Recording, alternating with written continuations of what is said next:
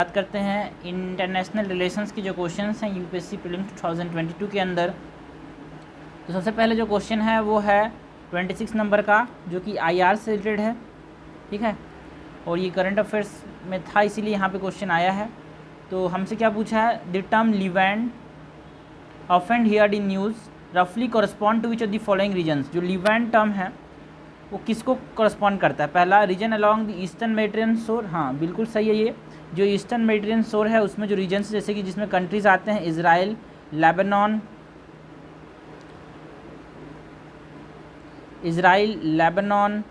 ठीक है, सीरिया का पार्ट है, तो ये सब किस में आते हैं?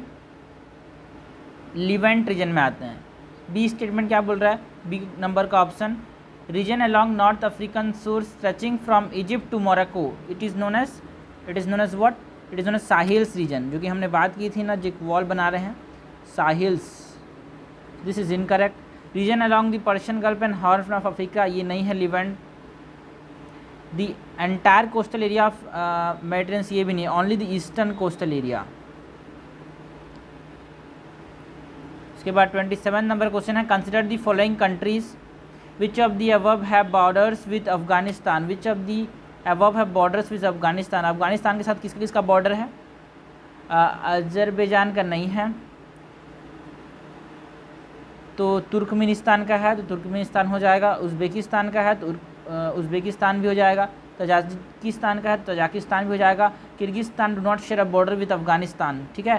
तो आंसर हो जाएगा 3, 4, 5, क्योंकि जो तालिबान का जो टेक ओवर था अफगानिस्तान के, उसके रेफरेंस में ये न्यूज़ में था। अगस्त 2021 में टेक ओवर ले लिया था, इसीलिए यहाँ पे ये न्यूज़ में था, इसीलिए यहाँ पे क्वेश्चन पूछा है यूपीएससी। ओके, उसके बाद 66 नंबर क्वेश्चन है, जो कि एक आईआर का क्वेश्चन है, ठीक है। और ये फैक्ट बेस्ड क्वेश्चन आपको पता होना चाहिए, और प्लस करंट दोनों। Consider the following, first Asian infrastructure investment bank, second missile technology control regime MTCR,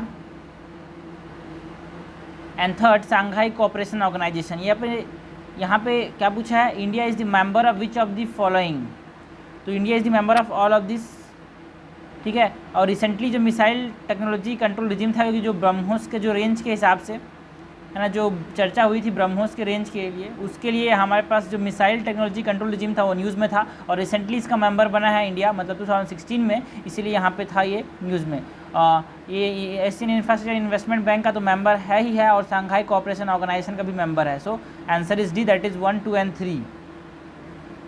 उसके बाद 67 नंबर क्वेश्चन है, Vietnam has been one of the fastest growing economy in the world in recent year. ये बिल्कुल सही है। देखो, इस question को हम एलिमिनेशन से कर सकते हैं, क्योंकि हर आदमी को पता नहीं कि वियतनाम फास्टेस्ट है कि नहीं, ये पता नहीं हो सकता। लेकिन सेकंड को देखते हैं, Vietnam is led by a multi party political system. ये तो वेरी गलत है, क्योंकि हमने देखा है वियतनाम चाइना के पास, और चाइना जो होता है वो यूनि पार्टी, जो यहाँ भी एक सिंगल पार्टी सिस्टम चलता है, ठीक है।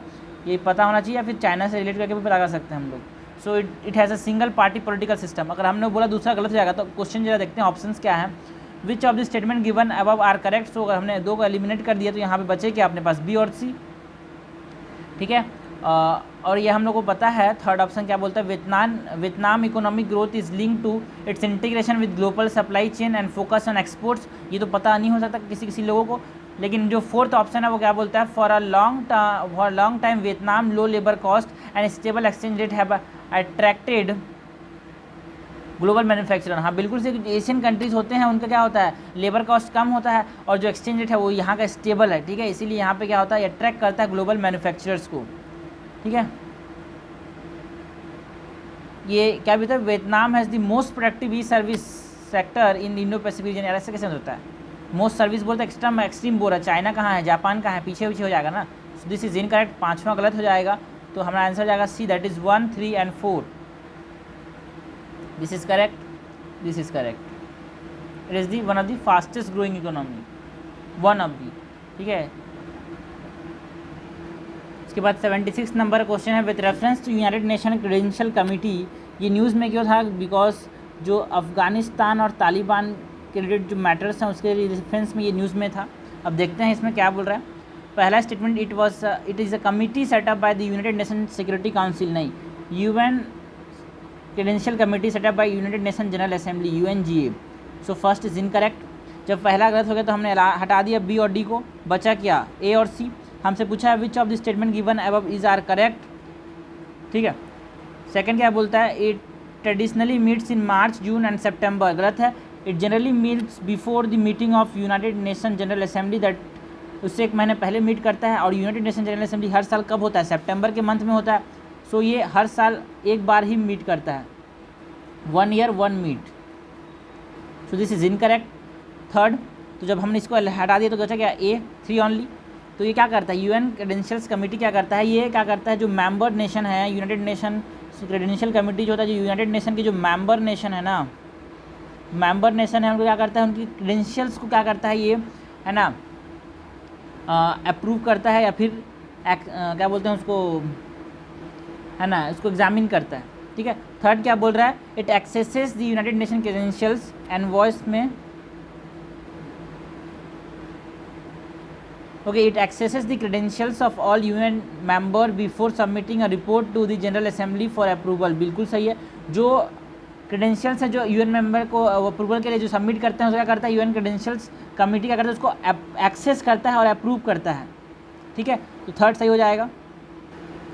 77 नंबर क्वेश्चन है, which one of the following statement best describe polar code. First option, it is a international code for safety for ships operating in polar waters, okay. B, it is an agreement of the countries around North Pole regarding the demarcation of their territories in the polar region. C, it is a set of norms to be followed by the countries whose scientists undertake research studies in North Pole and South Pole. D, it is a trade and security agreement of the member countries of the Arctic Council. तो जो polar code है वो किसके reference में था, क्योंकि जो हमने पास जो आर्टिक के जो आइस हैं वो क्या हो रहे हैं, आइस सेल्स ऑफ आर्टिक वो मेल्ट हो रहे हैं, दे आर मेल्टिंग। तो जिसकी वजह से क्या हो रहे हैं, शिप्स वहाँ पे जाने लग रहे हैं। तो जो शिप्स की सेफ्टी के लिए ये एक कोड बनाया गया था, वहाँ पे शिप्स की सेफ्टी कैसे करेंगे इसके लिए कोड बनाया गया था, and this code is known as polar code, okay. So answer is A, ठीक है। तो 78 नंबर क्वेश्चन है, with reference to United Nation General Assembly consider the following statements. First statement, the United Nation General Assembly can grant observer status to the non member states, बिल्कुल सही है, क्योंकि जैसे कि एग्जांपल की बात करते हैं, एग्जांपल इस पैलेस्टाइन। पैलेस्टाइन जो है वो एक नॉन मेंबर कंट्री है, ठीक है। Palestine is a non member country of UNGA, it is a non-member country of UNGA.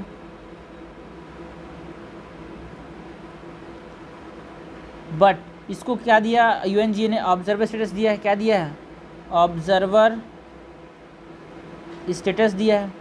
So first is correct. Second, the inter governmental organisation can seek observer status in the United Nation General Assembly, yes. जैसे कि example की बात करते हैं, red cross. Red cross क्या है, एक inter governmental organisation है, यूरोपियन यूनियन एक इंटर गवर्नमेंटल ऑर्गेनाइजेशन है, इसको क्या मिला है, वहाँ पे ऑब्जर्वर स्टेटस मिला है, तो सेकंड भी सही है। Third, permanent member observers in the United Nation General Assembly can maintain mission eight UN headquarter, बिल्कुल सही है। जो परमानेंट मेंबर्स होते हैं वो क्या कर सकते हैं, they can maintain what, they can maintain a mission at UNGA। Third भी सही हो जाएगा। हमसे पूछा क्या है, which of the statement given above is are correct, so the correct statement is D, that is 1, 2 and 3, okay. अभी question क्यों पूछा यूपीएससी ने, ये क्वेश्चन इसलिए पूछा क्योंकि रिसेंटली इंडिया क्या है, एक नॉन परमानेंट मेंबर है क्या का, UNGA का। India is the non permanent member of UNGA, ठीक है, इसीलिए क्वेश्चन, और इसकी चर्चा में था बहुत ज़्यादा, इसीलिए यहाँ पे हमसे क्वेश्चन पूछा गया। इसीलिए समझ लिया भाई कि करंट अफेयर्स का जितना पार्ट है, जितना क्वेश्चन आता है उतना कहीं से नहीं आता है, ओके। कोई कितना ही बोल दे कि लेकिन दिन प्रतिदिन करंट अफेयर्स का जो वैल्यू है, क्वेश्चंस का नंबर था, वो दिन प्रतिदिन बढ़ता जा रहा है, कम तो हो ही नहीं रहा है। पिछले 3 साल में देखा, पता नहीं कि अगले साल क्या होगा, किसी को पता नहीं है, लेकिन 2 साल में तो बढ़े हैं, 3 साल में बढ़े हैं, तो अगले साल बढ़ेंगे कि नहीं पता, लेकिन करके जाना जरूरी है दोस्त। 82 नंबर क्वेश्चन है, कंसिडर द फॉलोइंग स्टेटमेंट्स। पहला, BDBD is a large refugee settlement in north western Kenya, ये गलत है। It is in north western Uganda. कहाँ है? नॉर्थ वेस्टर्न युगांडा के अंदर।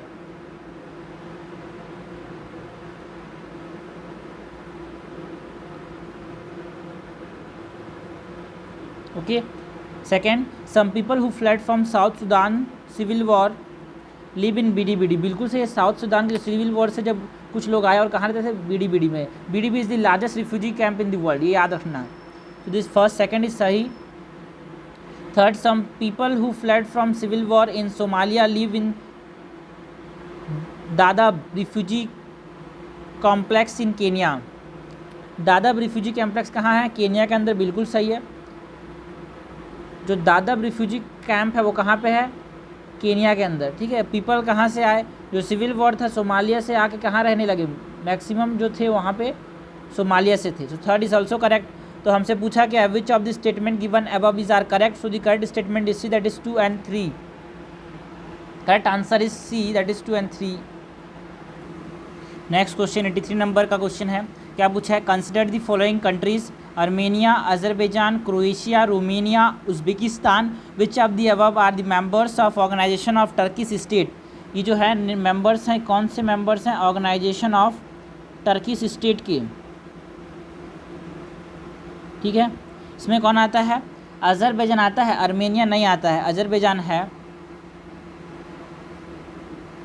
क्रोएशिया नहीं आता, रोमानिया नहीं आता, उज्बेकिस्तान आता है। Uzbekistan is the part of the organisation of Turkish state. So the answer is 2 and 5, option number C.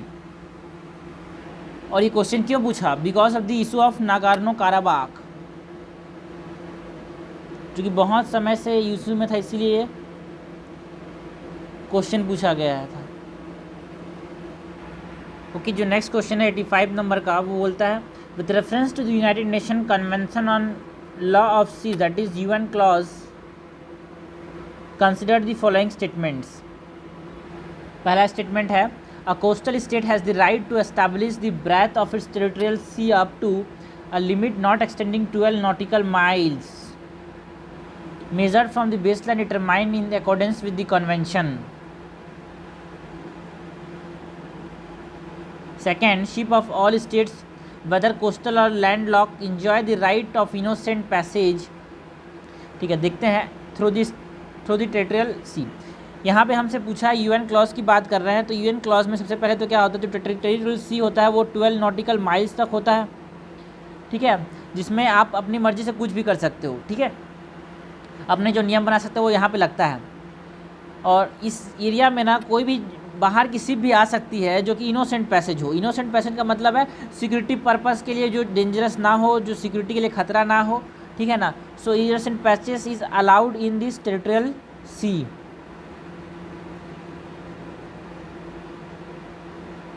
Okay, और इम्पोर्टेंट ये चीज़ है कि जो एक्सक्लूसिव इकोनॉमिक जोन्स है वो 200 नॉटिकल माइल्स तक होता है।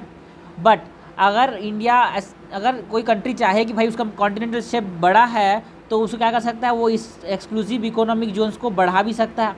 और ये क्वेश्चन न्यूज़ में था, इसी ये टॉपिक न्यूज़ में था, इसलिए तो क्वेश्चन पूछा है क्योंकि इंडिया ने रिसेंटली प्रपोज किया कि हमारा जो नॉटिकल माइल 200 नॉटिकल माइल्स तक अभी जो अपना एक्सक्लूसिव इकोनॉमिक जोन्स है वो अपने पास ज़्यादा होना चाहिए था, अराउंड 350 नॉटिकल माइल्स तक होना चाहिए था। ये आप एक्सटेंड कर सकता है up to 350 nautical miles exclusive economic zones को। अगर कब? जब ये बोले, कोई कंट्री बोले कि उसका जो कॉन्टिनेंटल शेल्फ है वो बड़ा है, कॉन्टिनेंटल शेल्फ है वो बड़ा है, तब क्या कर सकता है? अपना जो एक्सक्लूसिव इकोनॉमिक जोन है उसको बढ़ा सकता है।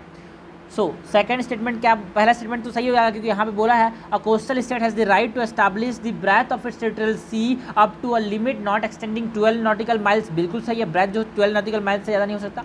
Measured from the base line, ये बेस लाइन है, यहाँ पे ये बेस लाइन है। Determine in accordance with the convention, ये सही है।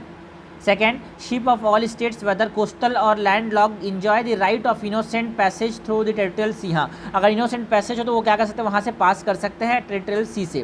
Third, the exclusive economic zone shall not extend beyond 200 nautical miles from the base line from which the breadth of the territorial sea is measured. नहीं, it can be extended, okay, to 350 nautical miles when the country claim that its continental shelf is wider.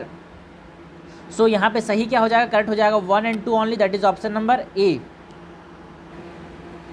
Question number 86, which one of the following statement best reflects issues with Senkaku island mentioned in news. ठीक है, तो जो Senkaku islands हैं, ये Senkaku islands कहाँ के issue में थे, ये जापान और चाइना के बीच में जो इशू था उसके रेफरेंस में ये न्यूज़ में थे, इसीलिए यहाँ पे क्वेश्चन पूछा है। सो पहला ऑप्शन क्या बोलता है, it is generally believe that they are artificial island made by a country around South China Sea. नहीं, आर्टिफिशियल आइलैंड की बात नहीं है। China and Japan engage in a maritime dispute, yes it is a type of maritime dispute between China and Japan over this island in the East China Sea. कहाँ है, East China Sea में। So B is the correct answer. C, a permanent American military base has been set up there to help Taiwan to increase its defence capabilities, ये गलत है। D, through International Court of Justice declared them as no man's land, some South China और South East Asian countries claim them, गलत है ये। सो 87 number question में देखते हैं, countries an important reason for being in news recently. पहला है Chad, setting up a permanent military base by China. तो ये जो था ना, ये गलत है, क्योंकि देखो ये न्यूज़ में था कि चाइना क्या करना चाहता है, एक अफ्रीकन कंट्री जैसे कि इसको ईस्टर्न गिनिया, इसमें मिलिट्री बेस सेट करना चाह रहा है, इसलिए न्यूज़ में था। तो ये चांद नहीं है, कोई और कंट्री है। सो यहाँ पे पहले जो यूपीसी थी, इस तरह के क्वेश्चन में ना 1 ओनली 2 एंड 3 4 ऐसे ऑप्शन देती थी, बट अब ये 1 पेयर 2 पेयर ऐसे बोल के ऑप्शन दे, इसीलिए इसमें सब स्टेटमेंट के बारे में पता होना ज़रूरी हो जाता है। Second, Guinea suspension of constitution and government by military. ये तो ये न्यूज़ में था कि जो गिनिया के अंदर क्या हुआ था, मिलिट्री ब्रेकडाउन हुआ था, कॉन्स्टिट्यूशनल ब्रेकडाउन हुआ था, है ना, सस्पेंशन हो गया कॉन्स्टिट्यूशन का, गवर्नमेंट हो गया मिलिट्री। और लेबनान जो था, ये न्यूज़ में था कि it is recently going through a economic crisis.